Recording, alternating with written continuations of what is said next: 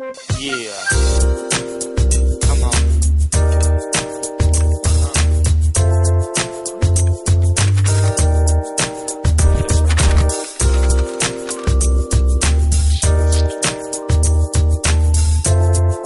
Kids, go to your room.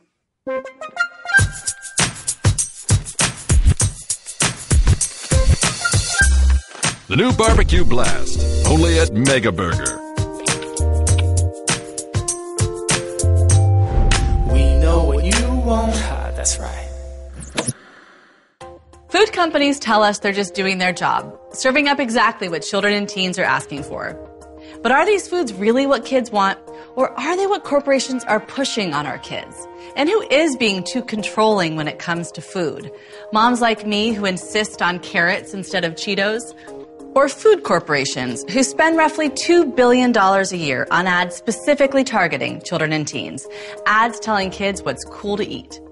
Foods that are cheap for companies to make, easy to brand, and designed to be addictive. All ingredients for huge profits. To get these answers, we'll have to look at what these flashy ads aren't telling us.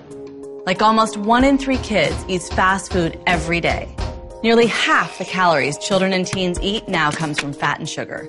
And how many are getting enough fruits and vegetables? Only 16%. No wonder pediatricians are seeing diet-related illnesses in young people alarmingly on the rise. Heart disease, high blood pressure, asthma, obesity, type 2 diabetes, even cancer. What we eat and drink is literally a matter of life and death for America's children, like my daughter, Ida. So here's Ida, and here's a bunch of kid-friendly, highly processed food. My job is to keep her healthy, but let's see what I'm up against. First, her biology. These products aren't food as we normally think of it.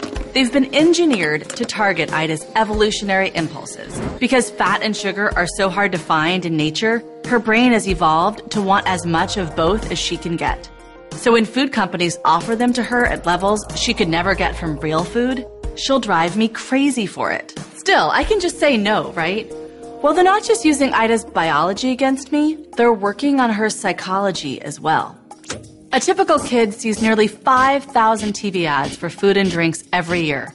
Almost all of them will be for products high in sugar, salt, and saturated fat. Watching these ads leads kids to prefer specific brands and triggers them to eat more calories, period. To make these ads, the food industry hires experts to exploit how Ida thinks, even how she sees. They figured out what colors she responds to best and what kinds of characters she'll love most. Creepy, right? Can I just turn off the TV? It's not that simple.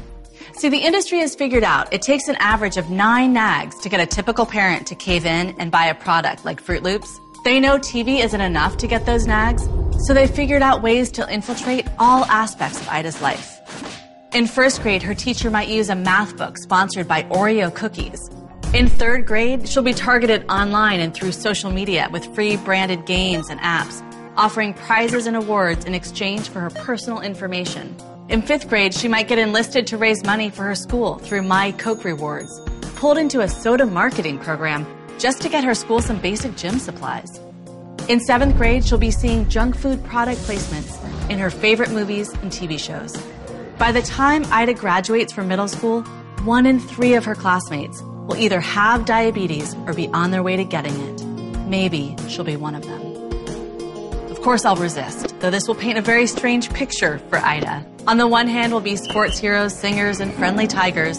They'll be aligned with junk food designed to manipulate her biology, psychology, and even her friends to make her crave it.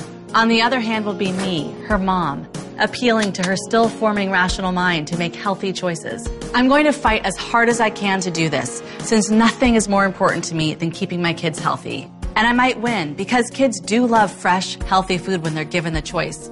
I've seen it with my own kids and thousands more across the country. And because these choices are available where I live and I can afford them. But so many families have no access to real food, as supermarkets disappear and fast food franchises pop up in their communities. This is a battle parents can't and shouldn't have to fight on their own. The food industry has spent millions lobbying to take away the government's power to regulate them, putting in place their own voluntary rules. And what do we get? A national epidemic among our children. It's time for we the people to step back in. We can stand with the parents, teachers, mayors, doctors all across the country who have won real victories in this fight. Like the school administrators in St. Paul, Minnesota, who banned school-based marketing of junk food and sugary drinks. Or the grocery chain owner in Maryland, who decided to take kids' products that feature cartoon characters off his shelves. Or the people of Quebec, who passed a ban on fast food advertising to kids and saw a 13% decrease in fast food consumption. We can work together to scale up these wins and more like them. Let's choose policies to put healthy food within the reach of everyone. And let's demand that companies stop using cartoon characters to tell kids what to eat.